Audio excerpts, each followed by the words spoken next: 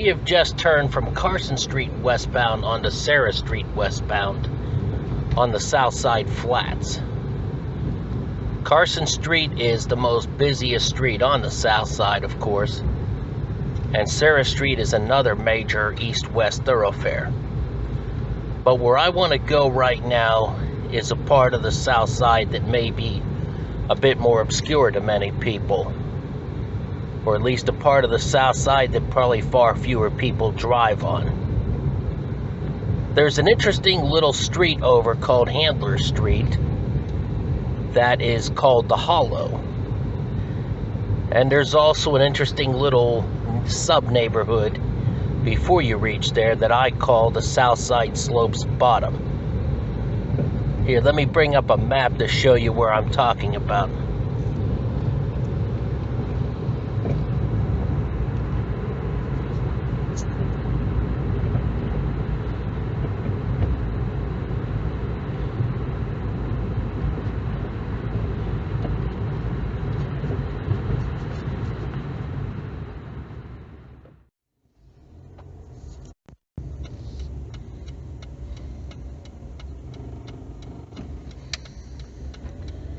Now as we make this left turn onto South 27th Street, we will proceed southbound, and just ahead we will duck underneath the elevated railroad tracks, which are the traditional boundary line between the south side flats and the south side slopes.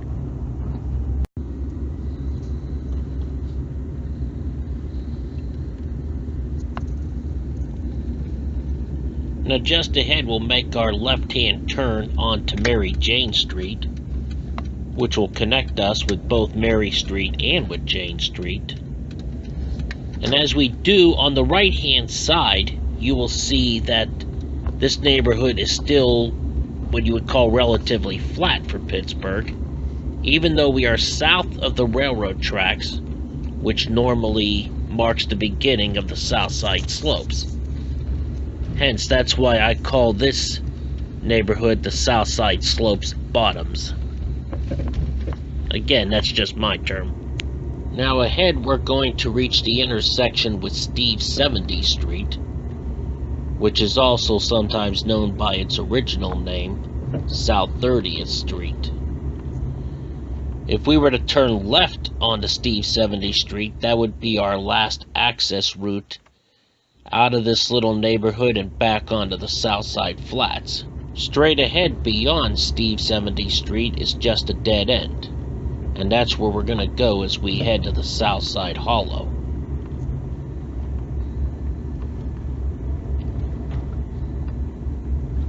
Here we are on Jane Street, heading eastbound away from town,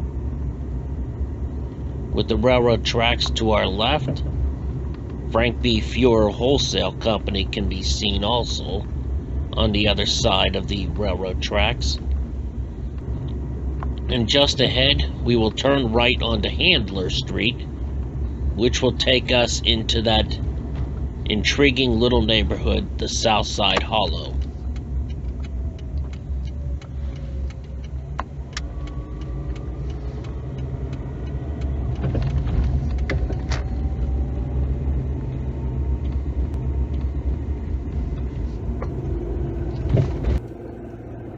Here we pass a little section of Mary Street, which we will come back to later on, I promise.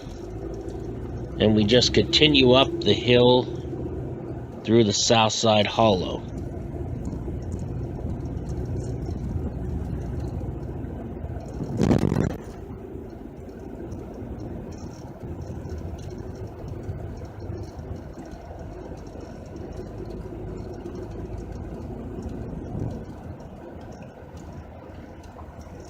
Now here we might as well just turn around, because I have carefully checked the maps and found there are no more homes on this road ahead. Basically, this little dirt path here just leads to the backyards of some homes whose addresses are on Josephine Street, which is up on that hill to our right-hand side. However, if you take a look at a satellite image, it does look like there's some room where more homes could be built. A few more homes at least could be built on this road further up. Now as we head back through the hollow past the houses, it's pretty obvious that this is not the type of neighborhood you would typically expect to see in a major city such as Pittsburgh. But it's unusual neighborhoods like this that make Pittsburgh so unique. Just ahead, after we pass Edwards Way, we will be back at Mary Street, where before we proceed, I want to show you a map quickly. On this map, I have divided Mary Street into 4 sections. We're going to drive on the section that's marked in dark green, which is the section here in the South Side Hollow. The red represents public steps, and the dark blue section we will visit later.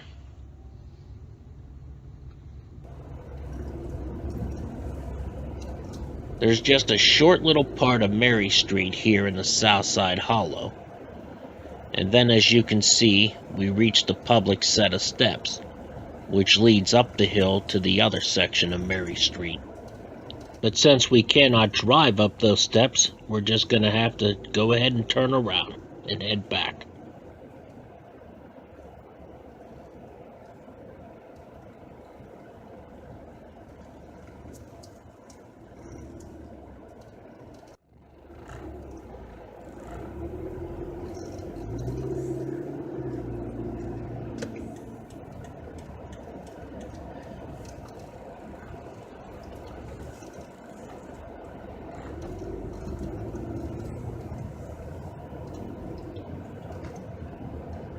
Now that finishes up our little tour of the South Side Hollow.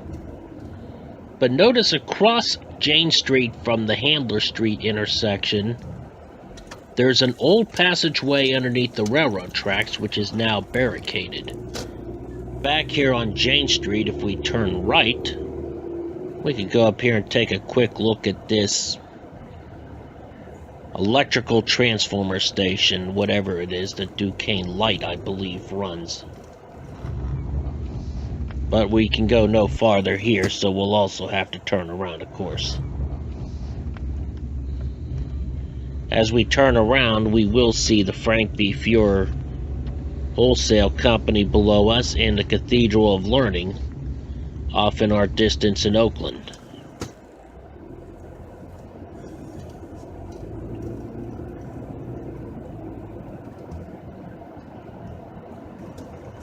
If you take a look at this map here, it's easy to see what makes this neighborhood special. We are only about 3.7 miles from Point State Park at the confluence of the rivers.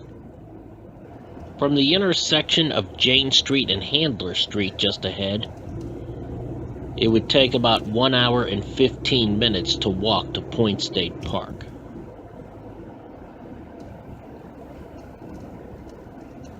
Here on Jane Street, as we travel westbound, we can see a couple of the buildings of downtown Pittsburgh in the distance popping up.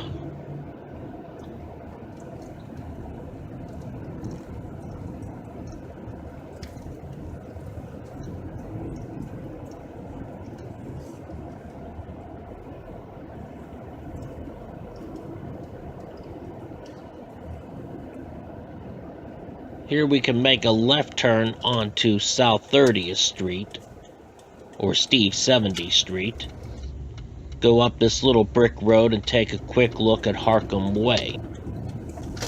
Now, in one of those features so unique to Pittsburgh, you'll notice South 30th Street ends as a street at Harkin Way, but continues as a set of steps up the hill, first to Mary Street, which we'll take a look at later, and then on up to Josephine Street.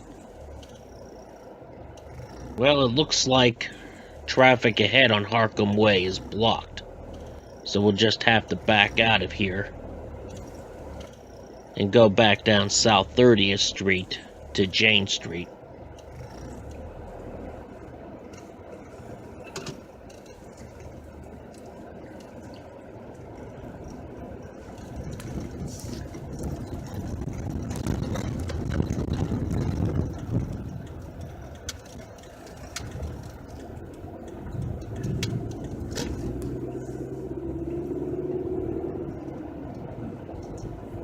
Now we're back on Mary Jane Street, which connects Mary Street with Jane Street. And we'll make a left turn onto Mary Street ahead. But first, let's check out that map of Mary Street again. As you can see on this map, I have divided Mary Street into 4 sections. The light blue section is an active road north of the railroad tracks. The brown section is an old part of the road no longer in use. But right now we are concerned with that dark blue section, because that's where we're about to go visit.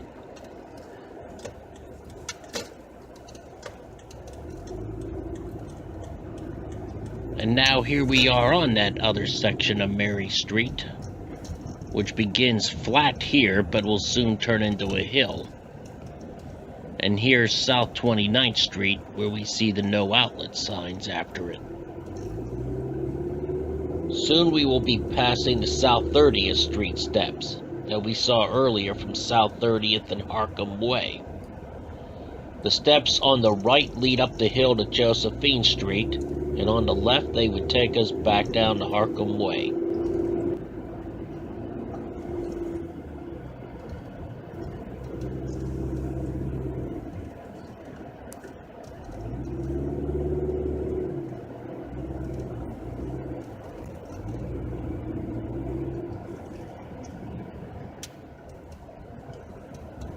Up ahead we will reach the dead end of this section of Mary Street. On the right hand side we will see a private driveway leading to a house with a nice view for sure. And on the left hand side we will see the top part of the steps that would take us down to the section of Mary Street in the hollow. But since our car cannot drive down those steps, we'll just have to turn around and head back out. As we back up here, you can see another set of steps which lead down to Jane Street and are located just to the left of that big white garage door.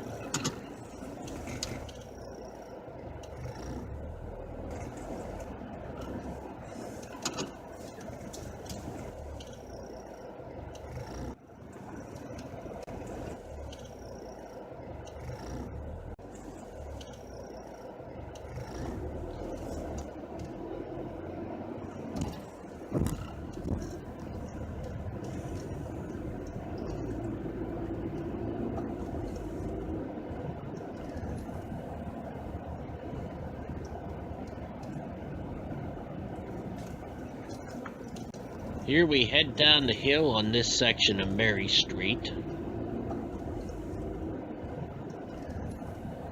On the left-hand side we see some steps leading to a private house. But right ahead, on the left, there's the public steps that lead up to Josephine Street. And straight ahead, there's the buildings of downtown Pittsburgh. Now we're approaching the intersection with South 29th Street. But here we'll just keep on going to Mary Jane Street to exit the neighborhood that way.